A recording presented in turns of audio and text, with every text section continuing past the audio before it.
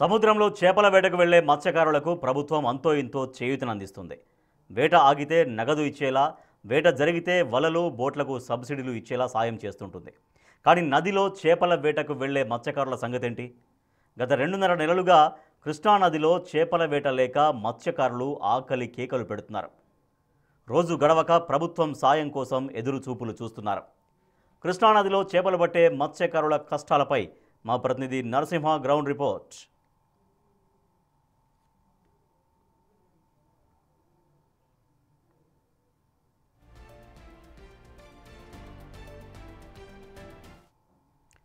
కృష్ణా జిల్లా ఇబ్రహీంపట్నం ఫెర్రీ ఘాట్ మత్స్యకారులు అత్యధికంగా ఉండే ప్రాంతం ఇది. దాదాపు 450కి పైగా కుటుంబాలు చేపల వృత్తిపైనే ఆధారపడి బతుకుతున్నాయి.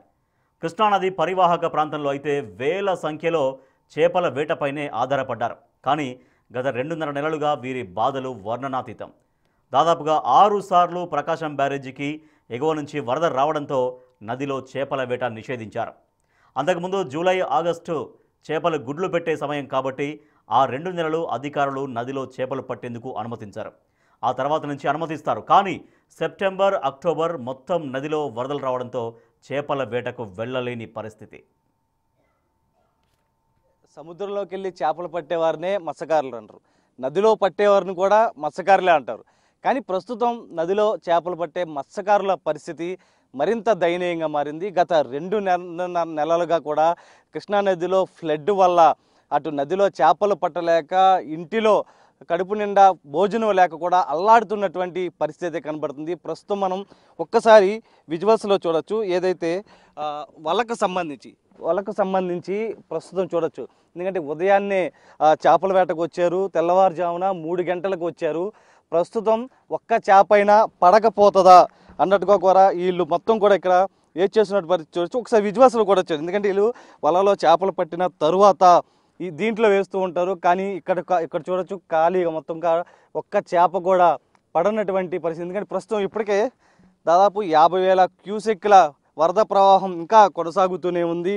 ప్రస్తుతం వలలన్నీ కూడా వీళ్ళు రెడీగా పెట్టుకుని కూర్చున్నారు. కానీ కింద కనుక వల వేస్తే కనుక అటు ఏదైతే మొక్కలు ఎక్కువగా ఉండడం వల్ల తీవ్ర ఇరుక్కుపోతూ ఉంటుంది. దాంతో వల తెగిపోయే ప్రమాదం ఉంది. కాబట్టి మొత్తం కూడా వల వెయ్యాలా లేదా అన్న డైలమాలో కూడా ఉంటుంది. ప్రస్తుతం చూడొచ్చు ఎక్కడికక్కడ చెట్లు ఉన్నటువంటి మొక్కలు మొత్తం కూడా అక్కడ ఉన్నటువంటి ప్రస్తుతం మనం విజువల్స్లో కూడా చూడొచ్చు ఎక్కడికక్కడ ఉన్నాయి. అక్కడ కనుక వల వేస్తే కనుక ఖచ్చితంగా ఇది తెగిపోయే ప్రమాదం. ఎందుకంటే వల అనేది అత్యంత ఖరీదుతో కూడుకున్నది. ఇప్పటికే సబ్సిడీ రాక తీవ్రమైనటువంటి అల్లాడిపోతున్నటువంటి పరిస్థితి. కానీ ఇప్పుడు వీళ్ళు సొంత అప్పులు చేసి మరీ కూడా కొనుగోలు చేశారు. ప్రస్తుతం వరద ప్రవాహం కొనసాగుతున్న సమయంలో కొట్టుకు వచ్చినటువంటి మొక్కలతో ఎక్కడ తెగిపోతాయి అనేది అతి భయాందోళనతో వీళ్ళు వలవేస్తుంటారు. కానీ ఒక్క చేప కూడా పడనటువంటి పరిస్థితి కనిపిస్తుంది. ఒకసారి వీళ్ళ ఇబ్బందులు ఏంటి, ప్రస్తుతం మనతో మాట్లాడేందుకు మత్స్యకారులు ఉన్నారు. అన్నీ ఒకసారి చూస్తూ ఉన్నారు. మొత్తం వేటకు వస్తూ ఉన్నారు మొత్తం చేపలు పట్టేందుకు. ఎలా ఉంది పరిస్థితి? అసలు చేపలు ఏమైనా పడుతున్నాయా? చేపలు ఏం పడతలేదండి. అసలుకి ఈ ఫ్లడ్ వత్తం మూలన మాకు ఆట కూడా సాగట్లేదు. ఒక విషయం ఏంటంటే మాకు చేప పిల్ల వదలాలి. చేప పిల్ల వదులుతాం కదా, ఏదైనా సబ్సిడీ లోన్లు ఇలాంటివి ఇస్తేనే మా మత్స్యకారులు అనేవాళ్ళు తట్టుకోగలుగుతారు. ఆ విధంగా చేయగలిగితే మేము డిపార్ట్మెంట్ వారికి కూడా చెప్తున్నాము. మాకు సబ్సిడీ లోన్ వల్ల కానీ ఇలాంటివి ఏమైనా మాకు ఇస్తేనే మా మత్స్యకారులు బతుకుతారు. వల్లే అతనికి చేపలు పడతలేదు. దానికి గవర్నమెంట్ ఇంకా చొరవ తీసుకొని మాకు ఇంకా ఉపయోగంగా మాకు జీవనోపాధి పొందే విధంగా ఏ విధంగా అయితే ఉండిద్దని వాళ్ళు ఆలోచించి మాకు న్యాయం చేయాల్సిందిగా మేము అనుకుంటున్నామండి. అంటే 2 నెలల పాటు చేపల వేటకి వెళ్ళొద్దని చెప్తుంటారు. ఏ నెలలు ఉన్నాయి? మాకు వచ్చేదానికి జూన్, ఆగస్టు నెల అండి. అది గుడ్లు పెట్టే టైం కాబట్టి వాళ్ళు చెప్తున్నారు. అయితే సముద్రం ఏరియా వరకే డబ్బులు ఇస్తున్నారండి. మాకు కృష్ణానది మీద దాదాపు చేసుకోవాలంటే 1500, 2000 మంది పైన పైసీలకు ఉన్నారండి లైసెన్స్ కట్టేవాళ్ళు. వాళ్ళందరికి కూడా మేము అధికారులు వచ్చి వాళ్ళు ఆపుతున్నారు. మా వాళ్ళేమో మాకు ఈ 2 నెలలు మీరు మాకు ఏదో ఒకటి బెనిఫిట్ చూపించండి. సముద్రం ఏరియాలో చూపిస్తున్నారు, మాకు కూడా బెనిఫిట్ చూపిస్తే మీరు చెప్పేది న్యాయంగానే ఉంది, మేము కూడా ఆపుతాం. మా కడుపు మరి మా పిల్లలు కానీ వీళ్ళు కానీ పస్తులుండి మేము ఆపాలంటే ఆపలేము కదా అని మా వాళ్ళందరూ కూడా మాట్లాడుతున్నారండి. దాని మీద మాకు ఏదైనా సరే సముద్రం ఏరియాలో అట్టేస్తున్నారో మాకు కూడా అట్ట ఇవ్వాలని కూడా మేము ఆశిస్తున్నాం సార్. అంటే ఇప్పుడు వాళ్ళు చెప్తున్న దాని ప్రకారం జూలై ఆగస్టులో ఏదైతే గుడ్లు పెడుతుంది కాబట్టి ఆ టైంలో వెళ్ళొద్దు, చేపలు పట్టొద్దని చెప్తున్నారు. మీరు వెళ్ళలేని కూడా పరిస్థితి, వాళ్ళు కూడా అక్కడ వీఆర్ఓ దగ్గర పెట్టి ఎవరు చేపల వేటకు వెళ్ళొద్దని కూడా చెప్తూ ఉన్నారు. ఆ సమయంలో ఏంటండి పరిస్థితి? ఆ సమయంలోనే గుడ్లు పెట్టే సమయం కాబట్టి ఆ సమయంలోనే మమ్మల్ని ఆదుకోమంటున్నాం. వాళ్ళకి ఇప్పుడు సముద్రం ఏరియా వచ్చేదానికి ఏప్రిల్ మే నెలలో జూన్ నెలలో ఇస్తారండి. మాకు జూలై ఆగస్టు కాబట్టి వాళ్ళకి అట్టేస్తున్నారు. మాకు ఆ 2 నెలలు కానీ మాకు కూడా ఇచ్చారనుకో, ఒక 10 రోజులు అటు ఇప్పుడు ప్రకృతి అన్న తర్వాత మేము కూడా దానికి కట్టుబడి ఉండాలి. అదేవిధంగా ప్రభుత్వం కానీ లేదంటే ఇక్కడ ఉండే అధికారులు కానీ వాళ్ళు కూడా మా మీద మా గురించి చర్యలు తీసుకొని మాకు కొంచెం అవకాశం ఆ 2 నెలలు కూడా మాకు కొంచెం సముద్రం ఏరియాలో ఎట్టేస్తున్నారు. మాకు నది మీద ఉన్న మత్స్యకారులు కూడా ఆ విధంగా ఇస్తే మేము ఒక 10 రోజులైనా 20 రోజులైనా మేము కూడా చదువుకుంటాం సార్. ఆ 2 రోజులు కూడా ఆ 2 నెలలు కూడా మేము కూడా ఆటాడాం. ఎందుకంటే మా భవిష్యత్తు గురించి వాళ్ళు చెప్తున్నారు. కానీ మా పిల్లల భవిష్యత్తు గురించి మేము ఆకలితో ఉండి వాళ్ళు ఏమి ఇవ్వకుండా ఉండాలంటే మేము ఉండలేము కదా సార్. అది మా ఇబ్బంది. అంటే ఇప్పుడు ఈ నదిలో ఏం చేపలు దొరుకుతూ ఉంటాయి? అంటే చేప జాతి చాలా వరకు అంతరించిపోయింది సార్. ఇప్పుడు గవర్నమెంట్ వదిలే కట్ల కానీ లేదంటే రాగండి కానీ మోసు కానీ ఇలాంటివి దొరుకుతున్నాయి. ఇంతకుముందు జల్ల వాలగా ఇంతకుముందు సుక్క చేప అని వచ్చేదండి, దాన్ని చిప్పలు అంటారు. అవి కూడా శాంతం అంతరించిపోయింది. రొయ్య అంతరించిపోయింది, కృష్ణానది రొయ్య కూడా అంతరించిపోయింది. ఇలాంటి జాతులు అంతరించిపోవటం వలన మత్స్యకారుడికి ఇంకా బాగా ఇబ్బందికరమైన ఇది ఉంటుంది సార్. అంటే ఏట సాగట్ల అవన్నీ కూడా అదే ఇంకా చొరవ తీసుకుని ఇప్పుడు మాకు థర్మల్ స్టేషన్ ఉంది సార్ దగ్గర. పొల్యూషన్ మొత్తం మా మత్స్యకారుల గ్రామాల మీదే పడుతుంది. అటు జూపూడి అవని లేదంటే ఇబ్రహీంపట్నం తుమ్మలపాలెం ఇంకా కిందకి వెళ్ళేదానికి. ఇప్పుడు ఆ థర్మల్ స్టేషన్ నుంచి మాకు 20 లక్షల రూపాయలు సంవత్సరం ఇవ్వాలి. కానీ ఇంత మట్టికి థర్మల్ స్టేషన్ వాళ్ళు మాకు ₹1 కూడా ఇవ్వట్లా. ఇవ్వపోయింది కాకుండా మొన్న బూడిద వదిలేరు. మేము తాగే పరిస్థితులు, మా గేదెలు తాగే పరిస్థితులు, మేము ఇక్కడ నుంచి మినరల్ వాటర్ తీసుకొని కృష్ణానది మీదకి వెళ్ళి ఆట ఆడుకునే పరిస్థితి అంత దౌర్భాగ్యంగా ఉంటుంది మా పరిస్థితి అది సార్. అంటే ఇప్పుడు అంటే బెనిఫిట్స్ ఏమైనా వస్తున్నాయా ప్రస్తుతం మీకు ఏమైనా? మాకు బెనిఫిట్స్ ఇంత మట్టికి ఏం రావట్లేదండి. మేము కోరుకునేదంటే మా వాళ్ళకి బెనిఫిట్స్గా ఇవ్వాలి. మాకు వల్ల కానీ బోట్ కానీ ఇలాంటి సబ్సిడీ లోన్ మీద ఇంతకుముందు ఇచ్చేవాళ్ళండి. ఇప్పుడు అవి ఆఫ్ చేశారు. ఇంతకుముందు ఏ విధంగా ఇచ్చారో 2014-16లో వల్ల కానీ ఇలాంటివి వచ్చాయండి. ఇప్పుడు అదే విధంగా మాకు మా మత్స్యకారులకు ఇవ్వగలిగితే మేము కూడా కొంత అప్పులు తెచ్చుకోకుండా మా వాళ్ళు వల్ల కానీ అప్పులు తెచ్చుకోకుండా ఇచ్చేస్తారు సార్. వాళ్ళు చేసుకుని వాళ్ళ భవిష్యత్తు కోసం కొంత మెరిట్ అనిపిస్తుంది మాకు. అంటే మొత్తం ఎంతమంది మత్స్యకారులు ఇక్కడ మొత్తం చేపలు పట్టుకుని ఉంటారు? మా ఇబ్రహీంపట్నం వచ్చేదానికి 400-500 మంది, ఆడ కానీ మగ కానీ 400-500 మంది పైన ఉంటారు సార్. అది అంటే వాళ్ళందరి పరిస్థితి కూడా ఇంతే, ఎవరైనా అంతే సార్. ఒక రోజు వెళ్ళి 500 వచ్చింది అనుకున్నాను సార్. రెండో రోజు వెళ్తే ₹100 కూడా రా. మూడో రోజు ఒక 200 అట్ట వస్తాయి. దాని మీద అంటే మా వాళ్ళు వేరే కూలి పనులు అవి చేయడం, మేము శాంతం ఈ నది మీద ఆధారపడి బతుకుతున్నాం. అంటే ప్రస్తుతం మరొక వ్యక్తి కూడా ఉన్నారు. ఎందుకంటే తెల్లవారుజామున 3 గంటలకు ఇక్కడికి రావడం జరిగింది. ప్రస్తుతం ఏమైనా దొరికిందండి మీకు ఒక చేపలు ఏమన్నా? ఇంత వరవడి మీద ఏమీ దొరకట్లేదండి. సంవత్సరం వాళ్ళే మత్స్యకారులు అన్నట్టుగా వాళ్ళకే ఇస్తున్నారు కానీ అన్న మాకేమీ ఇవ్వట్లా. మత్స్యకారులు డబ్బులు ఇవ్వట్లా. వాళ్ళు ఈ సబ్సిడీ మీద వాళ్ళు ఈ వరదలు వచ్చి చెట్లు అవి బట్టి వాళ్ళన్నీ పాడైపోతున్నాయి. మా సబ్సిడీ మీద వాళ్ళు ఇట్లా మేము ఎట్ట జీవనాది కలుపుతాము. అంటే ఇప్పుడు ఈ వలేస్తే కింద నదిలో వలేస్తే ఏంటి పరిస్థితి? ఇవంటే కనపడినవి చాలా ఉంటున్నాయి చెట్లు కింద. వాళ్ళ కోసేయాల్సి వస్తుంది. చెట్టు పట్టుకుంటే కోసేయాల్సి వస్తుంది. వాళ్ళ వచ్చేపాటికి 2 సంవత్సరానికి 2 సార్లు మారవలసి వస్తుంది. ఈ చేసినవి అప్పుడప్పుడు పడ్డాయి. వాళ్ళకే పెట్టమా, తిండేదనమా, డోకరాలే కట్టమా, మమ్మల్ని లేవు గవర్నమెంట్ పట్టించుకోవట్లా. అంటే 2.5 నెలల పాటు దాదాపు 5-6 సార్లు వరద ప్రవాహం కొనసాగుతూనే ఉంది. ఆ సమయంలో ఎటువంటి బాధలు అంటే ఏం చేస్తాం, పచ్చడి వేసుకుని కూర వేసుకుని అప్పులు చేసుకుని తినాల్సి వస్తుంది. ఇప్పుడు ఈ సంవత్సరం 4 నెలల నుంచి ఏమీ ఆదాయం లేదు. ఇంటికాడ ఉంటామే. వరద తగ్గిద్ది అని చూస్తాం. వేరే పనికి ఏమో వెళ్ళాం. ఎప్పుడు దగ్గర 25-30 సంవత్సరాల నుంచి నేను ఏట పనే చేసేది. నేను చదువు అబ్బలా ఇక ఇదే పని. వేరే పనికి వెళ్ళలేము. ఏరు తగ్గిద్దామో ఒక 500 వస్తాయి చూస్తున్నాం కానీ ఇదేమో ఇట్టాగే కొనసాగుతూనే ఉంది. గవర్నమెంట్ వాళ్ళు మాకు ఏమో సబ్సిడీ లోన్లు ఏమి ఇవ్వట్లా. అంటే ఒక రోజుకి ఒక ₹500 వచ్చేదేమన్నా? వెళ్తే వస్తాయండి. ఉరవడ తగ్గాలి. ఉరవడ తగ్గితే వస్తాయి. అట్టాగే డోకరాలు ఇంటో ఎట్టగొట్ట కలిసిపోయింది. పిల్లల ఫీజులే కట్టమా, డోకరాలే కట్టమా. ఈ వల్ల సంవత్సరానికి 2 సార్లు మారవలసి వస్తుంది. ఈ వల్లకే అయిపోతున్నాయి డబ్బులు వచ్చినాయి. మళ్ళీ ఈ 4 నెలలు కూర్చుని అప్పులు చేయాల్సి వస్తుంది. ఈ 4 నెలల అప్పులు మళ్ళీ అప్పుడు ఒక 400 అప్పుడు 400 మిగిలితే మళ్ళీ అప్పులు కట్టాల్సి వస్తుంది. ఇక ఇదే పని మిగలటం లేదు. సబ్సిడీ మీద లోన్ ఇస్తే కొంతలో కొంత అన్నా కవర్ అవుతూ ఉంటాం మేము. వాళ్ళు కానీ ఆ సంవత్సరం వాళ్ళకి 25,000 ఇచ్చారు. మేము ఎప్పటి నుంచి ఏటా చేస్తున్నాం, మాకెందుకు ఇవ్వట్లా, మేము మత్స్యకారులం కదా. మీరు చెప్పండి, అంటే మీకు ఎటువంటి ఇబ్బంది ఉంది? ప్రస్తుతం వరద ప్రవాహం ఇంకా కొనసాగుతూనే ఉంది కదా, మీరు ఎటువంటి ఇబ్బందులు పడుతున్నారు? ఇట్లాగే ఇక ఏది ఇక జీవనం లేక ఎట్ట తిరుగుతూ ఇక ఉంటున్నాం. కానీ వెళ్తుంటే వల్ల పాడైపోతున్నాయి, వెళ్ళైపోతున్నాము, కూకుంటున్నాము. వెళ్తే అన్న పడతాయేమని అనుకుంటున్నాం కానీ పడతల్లా. వెళ్తున్నాం అట్ట వాళ్ళ కోసుకుని వచ్చి ఇంటికాడ మళ్ళీ కూకుంటున్నాం. పిల్లలు కూడా కూడి పెడతల్లా. ఏంటి రూపాయి తేపోతే ఎవరు పెడతారని వాళ్ళు తిడుతున్నారు. మేము వెళ్తుంటేనేమో మాకు పడతల్లా.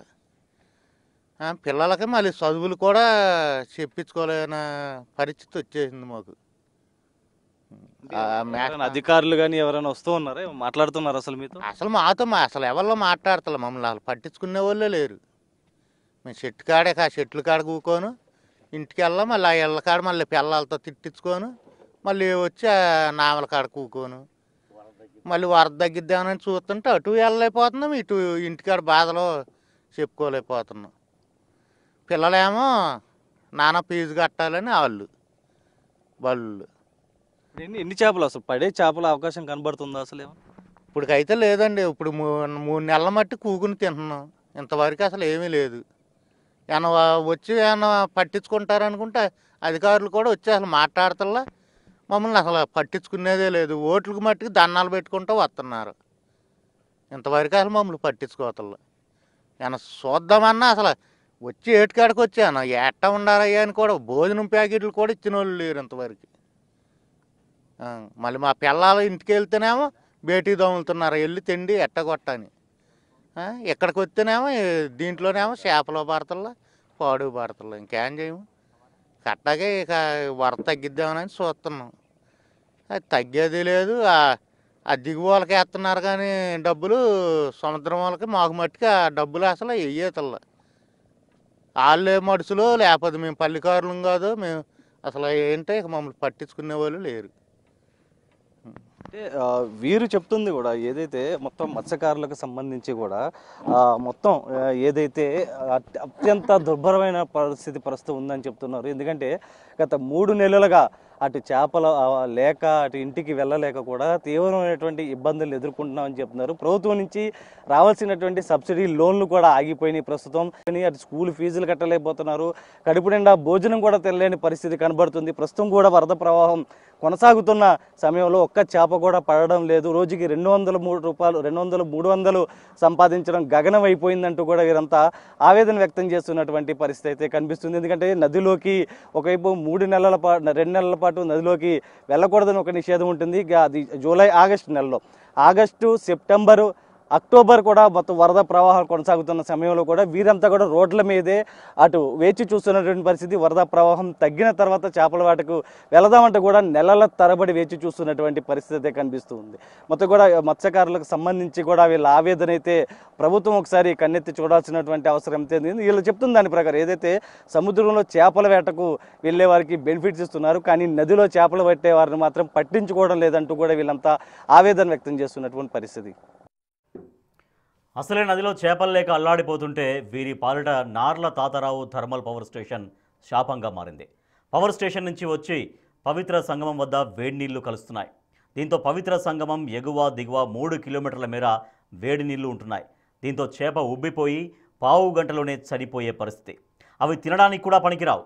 ఈ పరిణామాల మధ్య మత్స్యకారులందరికీ కలిపి 20 లక్షల రూపాయలు ఇచ్చే విధంగా ఒప్పందం కుదిరింది, కానీ అది అమలు కావడం లేదు. తాతారావు థర్మల్ పవర్ స్టేషన్ ఒక్కసారి వెనకాల ఉంది చూడండి. నేను చూపిస్తుంది Narla Tatarao thermal power station. ఈ పవర్ స్టేషన్ నుంచి వేడి నీళ్లు మొత్తం ఈ మార్గం ద్వారానే వస్తూ ఉంటాయి. ఈ మార్గం నుంచి వచ్చిన తరువాత వేడి నీళ్లు మొత్తం కూడా నదిలో ప్రవహిస్తుంది. దీంతో చేపల వేట కూడా ఇక్కడ ఉండని పరిస్థితి. దాదాపు కిలోమీటర్ల మేర మొత్తం కూడా వేడి నీళ్ళు వస్తూ ఉంటాయి. అందువల్ల ఈ ప్రాంతంలో ఎవరు కూడా చేపలు పట్టరు. అందుకని మత్స్యకారులకు సంబంధించి నార్ల తాతారావు థర్మల్ పవర్ స్టేషన్కి సంబంధించి యాజమాన్యం 20 లక్షల రూపాయలు ప్రతి ఏడాది ఇవ్వాలి. కానీ ప్రస్తుతం ఎక్కడా కూడా 20 లక్షల రూపాయలు ఇస్తున్నట్టు దాఖలాలు కూడా కనిపించట్లేదు. ఎందుకంటే ఒకవైపు మత్స్యకారులు అటు ఏదైతే ఫ్లోటింగ్ ఉంటుందో దానివల్ల దాదాపు 3 నెలల పాటు అటు నదిలోకి వెళ్ళలేక తీవ్రమైనటువంటి ఇబ్బందులు పడుతున్న సమయంలో ఇటువైపు నుంచి వస్తున్నటువంటి వేడి నీళ్లతో కూడా మొత్తం వీళ్ళు ఇక్కడ దగ్గరలో కూడా చేపలు పట్టుకోలేని పరిస్థితి. ఎందుకంటే వేడి నీళ్లతో చేప గనక ఉంటుంది కాబట్టి అది ఉబ్బిపోయి ఎందుకు పనికి రాకుండా ఎవరు తినని కూడా ఉంటూ ఉంది. ప్రస్తుతం చూడొచ్చు విజువల్స్లో ఏదైతే నార్ల తాతారో థర్మల్ పవర్ స్టేషన్ సంబంధించి భవానీపురంలో పంప్ స్టేషన్ ఉంది. పంపు స్టేషన్ నుంచి పంప్ హౌస్ నుంచి అక్కడి నుంచి నేరుగా థర్మల్ పవర్ ప్లాంట్కి వస్తూ ఉంటుంది. అక్కడ విద్యుత్తు మొత్తం రెడీ అయిన తర్వాత వేడి నీళ్లు కాలువ ద్వారా మొత్తం ఇక్కడికి ఈ మార్గం ద్వారానే వస్తూ ఉంటుంది. ఇక్కడ నుంచి మొత్తం ఇక్కడ స్ప్రెడ్ అయ్యి మొత్తం వేడి నీళ్ళు అనేది వ్యాప్తి చెందుతూ ఉంటుంది. దాంట్లో చేప ఇక్కడ బతికే ప్రసక్తి కూడా ప్రశ్న లేదు. మన విజువల్స్లో చూడొచ్చు ఇక్కడ నుంచి కిలోమీటర్ల మేర మొత్తం కూడా వేడి నీళ్ళ ప్రవాహం అయితే కొనసాగుతుంది. ఇక్కడ నుంచి దుర్గాఘాట్ వరకు కూడా వేడి నీళ్ళు అనేది ఉంటుంది. ప్రస్తుతం మనతో మాట్లాడేందుకు అంటే ఎటువంటిది ఉంటుందండి ఇక్కడ పరిస్థితి? అంటే వేడి నీళ్ళ ద్వారా మొత్తం అటు థర్మల్ పవర్ స్టేషన్ నుంచి వస్తూ ఉంటే వేడి నీళ్ళు అంటే ఎటువంటి ఇబ్బంది ఉంది ఇక్కడ? దాదాపు ఎటు చూసినా కానీ 1.5 కిలోమీటర్లు దాదాపు వాటర్ వెళ్ళిపోతుందండి. వాటర్ ఆ వేడి నీళ్ళ మూలాన మేము ఈ థర్మల్ పవర్ స్టేషన్ వేడి నీళ్ళ మూలాన మా వాళ్ళు ఈ వేడి నీళ్ళు తాగితే కామెర్లు ఇలాంటివి కూడా బాగా రోగాలు వచ్చే అవకాశాలు ఎక్కువగా ఉన్నాయి. మాకు ఇంకా చెప్పాలంటే దీని మూలాన చేపలు అమ్ముకునే పరిస్థితి లేదు. ఈ వేడి నీళ్ళ మూలాన చేప పాడైపోతుంది. బతికుండా చేపే ఉడికిపోతుంది. ఉడికిపోయిన తర్వాత 10 నిమిషాలకి అది ఇక తినడానికి కూడా పని చేయదు, పారేస్తామే. మాకు అదృష్టం ఏంటంటే పట్టిసీమ నీళ్ళు వస్తాయండి మాకు. ఈ పట్టిసీమ నీళ్ళ మూలాన ఈ 1-2 నెలలు మాకు ఉపశమనం ఉంటుందండి. చెప్పాలంటే ఆ పట్టిసీమ నీళ్ళ మూలాన చంద్రబాబు గారి దయ వల్ల ఆ 2 నెలలు కూడా మేము కొంచెం చేపలు ఇక్కడ వేసుకొని చేస్తున్నాం. అంటే ఆ 2 నెలలు ఇది కానీ అయిపోయిందంటే ఈ థర్మల్ స్టేషన్ వల్ల మమ్మల్ని ఎవరు పట్టించుకునే పరిస్థితి లేదు. వాళ్ళు చూస్తున్నారు కానీ మొన్న ఎన్ని వదిలారంటే మామూలుగా వదల్లా వాటరు బూడిద నీళ్ళు అవన్నీ బూడిద దెబ్బలేనండి వచ్చేసినాయి ఇక్కడికి వచ్చేసి. అసలు మా వాటర్ ఎంత దారుణంగా ఉందంటే అంత దారుణంగా ఉంది. మాకు ఆ పట్టిసీమ నీళ్ళ మూలాన కొంచెం ఉపశమనం ఉంటుంది కానీ తర్వాత అసలు ఉండదు సార్. చేప పిల్ల అనేది బతకదు ఇక్కడ. చేప అనేది ఉండదు. ఆ వేడి నీళ్ళకి బతికుండా చేపే ఉడికిపోతుంది, తినడానికి పని చేయదు. మేము దాన్ని మోసం చేసి మా వాళ్ళు అమ్మాలంటే అమ్మలేరు జనాలకి. అందుకని అసలు ఎక్కడ చూసినా కానీ వేడి నీళ్ళు ఇటు గుంటుపల్లి ఒకటికి సూరాపాలెం దాకా వెళ్ళిపోతుంది, ఇటు వచ్చేదానికి బోరిపాలెం దాకా వెళ్ళిపోతుందండి. ఈ నెల 2 నెలలు పోయిన తర్వాత మీరు వచ్చి ఒకసారి చూడండి, మేము చెప్పేది అబద్ధం అయితే. అంటే ఇప్పుడు మీరు చెప్తున్నారు పరకు పట్టిసీమ నుంచి కూడా వాటర్ ఇట్టే వస్తుంది కదా, అప్పుడు ఈ వేడి నీళ్ళు కూడా మిక్స్ అయిన తర్వాత కొంత తగ్గుతూ ఉంటుంది కదా? అవును సార్. ఆ పట్టిసీమ నీళ్ళు వాటర్ వస్తాం వల్లనే ఒక 2-3 నెలలు మాకు ఉపశమనంగా ఉంటుంది. ఇక్కడ కొంచెం ఏటాడుకుంటాకి చేప నిల్వ ఉండటానికి కానీ ఆ పట్టిసీమ నీళ్ళు కూడా రాకుండా ఉంటే అసలు చేప ఇక్కడ ఉండదు. ఏదన్నా 1-6 పడిన చేప అయినా సరే ఉబ్బిపోతుంది, బతికుండగానే ఉబ్బిపోయి ఉడికిపోతుంది అనమాట. మనం కూర ఎట్ట వండుతామో ఆ విధంగానే ఈ వేడి నీళ్ళు ఉడికిపోతుంది చేప. అంటే ఇప్పుడు మీరు దాదాపు ఈ మత్స్యకారుల సంబంధించి కూడా ఈ చేపల వృత్తిలో 450 మంది పైగానే ఉన్నారని చెప్తూ ఉన్నారు. అంటే వీరంతా ఎక్కడెక్కడికి వెళ్ళి చేపలు పట్టుకుంటారంటే ఈ లొకాలిటీలో పట్టుకోవడానికి అవకాశం లేదని చెప్తూ ఉన్నారు కదా? అవును సార్. మేము చేపలు యాడ్ చేయాలంటే ఇటు గుంటుపడి దాటి వెళ్ళిపోవాలి, తుమ్మలపాలెంలో ఏమన్నా, లేదంటే ఇటు బోరిపాలెం ఉర్దండాయపాలెం బోరిపాలెం ఉర్దండాయపాలెం అక్కడ వైకుంఠపురం వరకు వెళ్ళాల్సిందే సార్. మా ఈ ఏరియాలో చేపలు పడతా కుదరదు అసలుకి. అంటే ఇప్పుడు మీకు అనౌన్స్మెంట్ చేశారు 20 లక్షల రూపాయలు ఇస్తాను అనేది, ఏమైనా ఇస్తున్నారా? అసలుకి ఏమి ఇవ్వట్లేదు సార్. ఇంత మట్టికి మాకు ఇచ్చిన దాఖలు కూడా లేవు. మేము దాని మీద పోరాటం కూడా చేయాలని మా సొసైటీలు అందరూ ఒక రోజున కూర్చొని మాట్లాడుకొని దాని మీద ధర్నాకు కూడా చేస్తాకు కూడా మేము పెద్ద ఉద్యమంగా వెళ్ళాలనుకుంటున్నాం సార్. అంటే పొల్యూషన్ ద్వారా కూడా చేపలకు ఇబ్బంది కదా? పొల్యూషన్ ద్వారా అసలు చేప గుడ్డుతో సహా చచ్చిపోతుంది సార్, అంత వీట్ వస్తుంది. వీటి కూడా మనం గేజర్లో వాటర్ ఎంత వీట్ ఉంటుందో అంతకంటే ఇంకా దారుణంగా వస్తుంది, అంత వీట్ వస్తుంది. దాని మూలన చేప ఉండదుగా. ప్రస్తుతం ఒకసారి మనం విజువల్స్లో చూడొచ్చు ఏదైతే నార్ల తాతారో థర్మల్ పవర్ స్టేషన్ నుంచి అక్కడి నుంచి వేడి నీళ్ళు ఈ మార్గం ద్వారా వస్తుంటాయి. ఇక్కడి నుంచి వచ్చిన తర్వాత కృష్ణా నదిలో కలుస్తాయి. ఇక్కడి నుంచి దాదాపు 2 కిలోమీటర్ల మేర దిగువకు 2 కిలోమీటర్ల మేర పైకి వస్తుంది.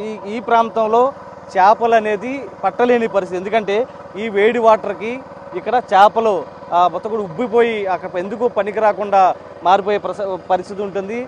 అంత వేడి వస్తుందంటూ కూడా చెప్తూ ఉన్నారు. ఇప్పటికే వీళ్ళకి దాదాపు ఒక 20 లక్షల రూపాయలు ప్రతి ఏడాది ఇస్తామని కూడా అటు అనౌన్స్ చేశారు. కానీ ఇప్పటి వరకు కూడా ఇవ్వని పరిస్థితి. ఒకవైపు ఫ్లడ్తో తీవ్రమైనటువంటి ఇబ్బందులు పడుతున్నారు. ప్రస్తుతం ఆ సమయంలో ఆ 2-3 నెలలు ఏదైతే ఉందో ఆ ఇబ్బందుల సమయంలో వీళ్ళు ఇస్తుంది దాంతో కొంత ఉపశమనం వస్తుంది అనుకుంటే వీరు కూడా పట్టించుకునే పరిస్థితి అయితే మత్స్యకారుల నుంచి అయితే కనబడుతూ ఉంది. నదిలో చేపల వేట ఒక ఎత్తు అయితే ఫెర్రీ ఘాటు వద్ద నదిలోకి వెళ్లి చేపలు తెస్తారని ఎదురు చూసే కొనుగోలుదారులు మరోవైపు. దాదాపు ప్రతిరోజు 60కి పైగా నాటు పడవలతో చేపల వేటకు వెళ్తారు. నదిలోకి వెళ్లిన వాళ్లకు అరకొర గురకలు తప్పితే రాగంటి బొచ్చెలు పడ్డం లేదు. దీంతో చేసేదేమీ లేక దీనంగానే బతుకులు గడుపుతున్నారు. 3 నెలలుగా వరదలకు తోడు ప్రభుత్వ ఆంక్షలతో వ్యాపారాలు లేక డీలా పడిపోతున్నారు మత్స్యకారులు. ఒక కథ అయితే అమ్మేవారిది మరొక కథ. ప్రస్తుతం మనం విజువల్స్లో చూడొచ్చు. ఏదైతే బోట్లో తెల్లవారుజామున 3 గంటలకు వెళ్తే ప్రస్తుతం ఇప్పుడు తీసుకొచ్చారు. ఏ చేపలు పడినాయో ప్రస్తుతం మనం ఒక్కసారి విజువల్స్లో చూడొచ్చు. ఈ గురకలు ప్రస్తుతం ఇవన్నీ కూడా గురకలు ఎంతెంత చిన్న సైజు ఉన్నాయో కూడా ఒకసారి చూడొచ్చు. దాంతోపాటు రాగంటకి సంబంధించి ప్రస్తుతం ఇక్కడ చూడొచ్చు కేవలం 4 చేపలు మాత్రమే, అది కూడా కేజీవి. మరొక చూడొచ్చు అవి కూడా రాగంటి ఒకసారి చూడొచ్చు. దాదాపు 1.5 కేజీ సైజు 2 కేజీల మధ్యలో ఉండేవి కేవలం 5 మాత్రమే ఉన్నాయి. అంటే 3 గంటలకు వెళ్ళిన వాళ్ళు ప్రస్తుతం ఈ మధ్యాహ్నం సమయానికి ఈ టైంకి వచ్చారు. కేవలం చూడొచ్చు. ప్రస్తుతం ఒకసారి మాట్లాడదు సార్, అంటే ఇది ఎటువంటి పరిస్థితి ఉంది ప్రస్తుతం? మీరు ఇప్పుడు వాళ్ళు తీసుకొస్తే మీరు అమ్మే పరిస్థితి ప్రస్తుతం ఆ వ్యాపారం జరుగుతుందా? తక్కువ అన్న, వాళ్ళు తెస్తేనే మేము అమ్ముకుంటాం. 10 పడవలు తెచ్చినాయి అనుకో, మనిషికి 3 కేజీలు 4 కేజీలు అలా పడుతున్నాయి. 5 వరకు లాగా ఏరొచ్చి 3 నెలలు ఇప్పుడు ఏటలు బేరాలు అలా ఉంది ఇప్పుడు పొజిషన్. అంటే ప్రస్తుతం ఇప్పుడు కొంత ఫ్లడ్ ఇంకా 50,000 క్యూసెక్లు ఉంది. ఇంకా ఒడి తగ్గితేనే ఏమన్నా చేపలు పడతాయి, అప్పుడు దాకా పడవు మనకి. అంటే మొత్తం ఎంతమంది ఆ నదిలోకి వెళ్ళేవారు? ప్రస్తుతం ఎంతమంది వెళ్తూ ఉన్నారు? పొద్దున వీళ్ళు ఒక్కళ్ళు వెళ్ళారు, అంటే వెళ్తున్నారు తక్కువ పడుతున్నాయి. వీళ్ళు పొద్దున 3 వెళ్ళారు, ఇప్పుడు వచ్చారు, అవి పడ్డాయి. మామూలుగా వస్తే ఒక 700 వస్తాయి, 800 వస్తాయి 3 మీద. పొద్దున వెళ్ళి ఇప్పుడు వచ్చారు మళ్ళీ. గురకలు మొత్తం కూడా ఎన్ని ఉంటాయి? ఎంత అమౌంట్ వస్తుంది అవి కనుక అమ్మితే? గురకలు కేజీ వచ్చి 50 రూపాయలు అన్న అమ్మేది. మామూలు ఒక 30 కేజీలు ఉంటాయి. 1500 కేజీకి వచ్చి 10 రూపాయలు 20 రూపాయలు మార్జిన్. వాళ్ళకి 60కి అమ్మితే 40 ఇస్తాం, 70కి అమ్మితే 50 ఇస్తాం. అలాగా 20 రూపాయలు మార్జిన్ చూసుకుని 4 ఇస్తాం. ఈ రాగంటి బొచ్చుకి సంబంధించి రాగండి ఇప్పుడు ఒక రేటు లేదు, 250 అమ్మితే 170 అలా ఒక రేటు కాదు, అమ్మిన బట్టి ఇస్తాం. కార్తీక మాసాలకి ఇప్పుడు రేట్లు తగ్గినాయి. అంటే గతంలో వ్యాపారం ఎలా ఉండేది? ప్రస్తుతం ఈ 3 నెలల నుంచి ఫ్లడ్ వస్తూ ఉంది కదా, ఇప్పుడు ప్రస్తుతం ఎలా ఉంది? గతం మీద ఇప్పుడు తక్కువ, 3 నెలల నుంచి సరిగ్గా లేదు వ్యాపారాలు, అలా ఉంది. అంటే ఇప్పుడు నదిలో చేపలు తీసుకురావడం వల్ల ఇప్పుడు మీకు సేల్ ఇక్కడ తగ్గిపోయిందంటే కదా? అంతే కదా మరి. ఇప్పుడు నదిలో చేపలు పడితేనే మాకు ఉండేది, మాకు రూపాయి వచ్చింది, వాళ్ళకి రూపాయి వచ్చింది. అలాగా ప్రస్తుతం ఒకసారి చూడొచ్చు మనం కూడా. ఏదైతే నదిలో చేపల వేటకు వెళ్తున్న క్రమంలో కూడా దాదాపు ఇక్కడి నుంచి ఫెర్రీ ఘాట్ నుంచి 60 బోట్లు వెళ్తూ ఉండేవి. కానీ ప్రస్తుతం 10 వెళ్ళడమే కూడా గగనం అయిపోయినటువంటి పరిస్థితి. ఉదయం 3 గంటల నుంచి 11 గంటల వరకు ఒక షిఫ్ట్ వెళ్తారు. మళ్ళీ భోజనం చేసిన తర్వాత మధ్యాహ్నం 3 గంటల నుంచి సాయంత్రం 6 గంటల మధ్య ఒక రౌండ్ వెళ్తారు. కానీ ప్రస్తుతం ఉదయం వెళ్తున్నారు. ఉదయం కూడా వెళ్తున్న సమయంలో కూడా అవి పడేదాకా కూడా కొంత ఎదురు కొంతైనా పడితే కనుక ఆ రోజు కొంత గడుసే పరిస్థితి ఉంటుంది కూడా వీళ్ళంతా ఎదురు చూస్తున్నటువంటి పరిస్థితి చూడొచ్చు. మొత్తం ఇక్కడ వస్తుంటారు. బయట నుంచి కూడా కొనేవాళ్ళు కూడా పెద్ద ఎత్తున ఫెర్రీ ఘాట్ అంటేనే చేపలకు ప్రసిద్ధి. ఇక్కడ ఉన్నటువంటి చేపలు చూసి, చిన్న సైజు చేపలు చూసి మొత్తం కూడా వెనుగుదిరుగుతున్నటువంటి పరిస్థితి. ఎందుకంటే దాదాపు 3 నెలల నుంచి కూడా మొత్తం ఇక్కడ చేపల లేక కూడా మొత్తం అటు వెనుదిరుగుతున్నటువంటి పరిస్థితి. ఒకవైపు లోపల నదిలో చేపలకు వెళ్ళే వాళ్ళు కూడా ఇబ్బందులు పడుతున్నటువంటి పరిస్థితి. మరొక వైపు బయట వాళ్ళ దగ్గర నుంచి చేపలు కొనుగోలు చేసే వ్యాపారస్తుల పరిస్థితి కూడా మరింత ఇబ్బందులు పడుతున్నటువంటి పరిస్థితి కనిపిస్తుంది. ఇదంతా ఒకెత్తు అయితే చేపల వేటనే వృత్తిగా నమ్ముకొని మిగతా వ్యాపారాలు, కూలి పని తెలియక ఇళ్లకే పరిమితం అవుతున్నారు మత్స్యకారుల కుటుంబ సభ్యులు. భర్త పిల్లలతో కలిసి నదిలో చేపల వేటకు వెళ్ళి దొరికిన చేపలు అమ్ముకొని కడుపు నిండా భోజనం చేసేవాళ్ళమని, కానీ గత 2.5 నెలలుగా నదిలో వరద ప్రవాహం తగ్గక చేపల వేట లేక తినడానికే బతుకు భారంగా మారిందని కన్నీళ్లు పెట్టుకుంటున్నారు మహిళలు. ప్రభుత్వం ఇచ్చే 10 కిలోల బియ్యంతోనే పొట్ట నిప్పుకుంటున్నామని చెబుతున్నారు. నదిలో చేపలు పట్టే మత్స్యకారుల్ని ఆదుకోవాలని కోరుతున్నారు. కుటుంబాలకు పైగా మత్స్యకారులు నదిలోకి వెళ్తేనే చేపలు దొరికితేనే జీవనం సాగేటువంటి పరిస్థితి. కానీ ప్రస్తుతం ఎటువంటి పరిస్థితి ఉందో చూపించే ప్రయత్నం చేస్తాను. ప్రస్తుతం ఏం వయసు దాదాపు 80 ఏళ్ళు ఇప్పుడు ప్రతిసారి కూడా చేపల వేటకి వెళ్తారు. ప్రస్తుతం మామ ఎట్లా ఉందమ్మా పరిస్థితి? మేము వెళ్తాం వస్తామే కదా, వెళ్తలేదు. ఏరు వచ్చింది, ఇక వెళ్ళే పని లేదు. వెళ్తున్నామో పడతలేదు, పోలేదు. మరి ఏం చేస్తావు? అంటే ఎప్పటి నుంచి అమ్మా ఈ పరిస్థితి మొత్తం? ఏరు వచ్చిన కాడ నుంచి 2 నెలలు 3 నెలలు అవుతుంది. 3 నెలలు అవుతుంది. గతంలో ఎలా ఉంది, ప్రస్తుతం ఎలా ఉంది? అంటే మీకు ఏమైనా వస్తున్నాయా బెనిఫిట్స్? 4 రోజులు అన్నం పెట్టారు, ఇక అంతే, ఇక ఏమి లేవు. ఒకసారి మీరు చెప్పండి అమ్మా, అంటే మీ వాళ్ళు లోపలికి వెళ్తూ ఉన్నారా? ప్రస్తుతం ఎటువంటి అంటే ఇబ్బంది ఏముంది? చేపలకి వెళ్తున్నారు, చేపలకి వెళ్తామే, తిరిగి రావడమే, ఏం పడతల్లా. ఎవరికి వెళ్ళాయి, వెళ్తాం రావడమే, ఇక లేదు. ఈ ఆయిల్ బొక్క, మళ్ళీ ఇదంతా బొక్క. మనకి దోసుకునే పని లేదు. 10 కిలో 2 రోజులు వస్తాయి, 10 కిలో కోట బియ్యం 2 రోజులు వస్తాయి. ఆయిల్కే కావాలి. అది మీరు చెప్పండి అమ్మా, ఎటువంటి ఇబ్బంది ఉంది ప్రస్తుతం? అంటే మొత్తం మీ వాళ్ళంతా కూడా లోపలికి వెళ్తూ ఉన్నారు కదా. 3 నెలల నుంచి వరదండి. పనులు చేసుకుంటా ఏట పడతల్లా, పిల్లల ఫీజు కట్టుకుంటాకి ఏతన అవుతుంది. అంతే, తిరిగి రావటమే. పిల్లల ఫీజు కట్టుకుంటాక కూడా ఉంటలా, చేపలు పడతలేదు. ఏటకి ఇప్పుడు వెళ్తలేదు మళ్ళీ. అంటే మీ ఇంట్లో ఎవరు వెళ్తారమ్మా చేపల వేటకి? మా అబ్బాయిలే బేరాలు చేసేది. అది ముగ్గురు చేస్తారు. వాళ్ళ నాన్నను ఇద్దరు, మా అబ్బాయిలు 2 చేస్తారు. అంటే ఎన్నింటికి వెళ్తారు, ఎన్నింటికి వస్తారు? ఎంత ఏమైనా పడుతున్నాయా లేదా? 5ంటికి వెళ్తారండి. 5ంటికి వెళ్ళి మధ్యాహ్నం ఎండెక్కిన దాకా ఉంటారు. మళ్ళీ 10 దాకా మళ్ళీ ఒక పూట వస్తారు, మళ్ళీ వెళ్తారు. ఆడే ఉంటారు. పడతలేదు, పడతం లేదు, తిరిగి వస్తామే. మీరు చెప్పండి అమ్మా, అంటే మీ ఇంట్లో ఎవరు వెళ్తున్నారు వేటకి? మొత్తం అది ఏమైనా వస్తున్నాయా అసలు? మొత్తం ఏమైనా బాబు వెళ్తాడు, పడతలేదు. వెళ్తున్నారు, తిరిగి వస్తున్నారు, అంతే, ఏం లేదు. తిరిగి వస్తాం వెళ్ళి, అది ఇంకా అంతే. మాది అంతే. మా ఆయన వెళ్తాడు, వేటలకి వెళ్ళడమే కానీ ఏమి పని లేదు, ఏమి చేసి పని లేదు. 3 నెలలు బట్టి ఏమో ఇబ్బందిగా ఏడుతుంది. చాలా బాధలు పడుతున్నాము. ఒక కోట బియ్యం తింటున్నాము. ఆ కోట బియ్యానికన్నా సరే కానీ 10 కేజీలు బియ్యం వస్తున్నాం. మా ఆయనకి నాకు. 10 కేజీలు బియ్యం ఎన్ని రోజులు వస్తాయి? చాలదన్నా చాలలేదు. చూస్తేనేమో వరద ఇప్పుడు ఒక 4 రోజులు 5 రోజులు భోజనాలు పెట్టారు, అంతే అనేసారు. ఇంక తుడిచేసుకున్నారు, మీద కూడా తూడుకున్నారు, ఇంకంతే. మీరు చెప్పండి అమ్మా. వరద వచ్చి 3 నెలలు అవుతుందండి. ఇప్పటి వరకు కూడా ఏటకి వెళ్తున్నారు కానీ ఏ చేపలు అట్లాంటివి ఏం పడట్లేదు. పిల్లల స్కూల్ ఫీజులు కట్టుకుంటానికి కూడా ఏమీ లేదు. మాకు తినడానికి కూడా ఇబ్బందిగా ఉంటుంది, ఇంట్లో జరగడానికి కూడా. ప్రస్తుతానికి ఆ వరదలు తగ్గి ఆ ఎట్లో ఓడి తగ్గితే వెళ్ళొచ్చిన వాళ్ళకి ₹1 ఉండి స్కూల్ ఫీజుకి తింటాక అట్లాంటివి ఉంటాయి. ఎన్ని రోజుల నుంచి ఈ పరిస్థితి? గత 3 నెలల నుంచి ఇట్లాగే జరుగుతుందండి. వస్తుంది, తగ్గుతుంది. ఇంకా చేపలు అసలు అలా వెళ్ళిన వాళ్ళకి కూడా పడట్లా. అంటే ప్రజాప్రతినిధులకు కానీ అటు అధికారులకు కానీ ఏమైనా చెప్తూ ఉన్నారా? వింటున్నారా వాళ్ళు? ఏమైనా వాళ్ళ వస్తూ ఉంటారు, చూస్తూ ఉంటారు. ఏదో వచ్చిన రోజులు 2 రోజులు పట్టించుకుంటారు, తర్వాత మా ఊళ్ళేనండి అదంతా. మీరు చెప్పండి, అంటే ఎప్పుడు వెళ్తారు వేటకి మీరు? ప్రస్తుతం పరిస్థితి ఏ విధంగా ఉంది? మేము 4ంటికి వెళ్తాం సార్. ఇప్పుడు వెళ్తాం, పొద్దుగు మాటలో 4ంటికి వెళ్తాం. అక్కడ వేసి వస్తాం. వేసి వచ్చిన తర్వాత మళ్ళీ చాలా 4ంటికి వెళ్తాం. వెళ్ళిన తర్వాత అట్లా చేపలు ఏం పడ్డామని తీసుకొస్తాం. కానీ పడతలేదు చేపలు మాత్రం. గడుతులేదు. ఇంట్లో 4 ఉన్నాం మేము. 4 ఇక్కడ పోసిన 150 దొరికితే నడుస్తుందండి.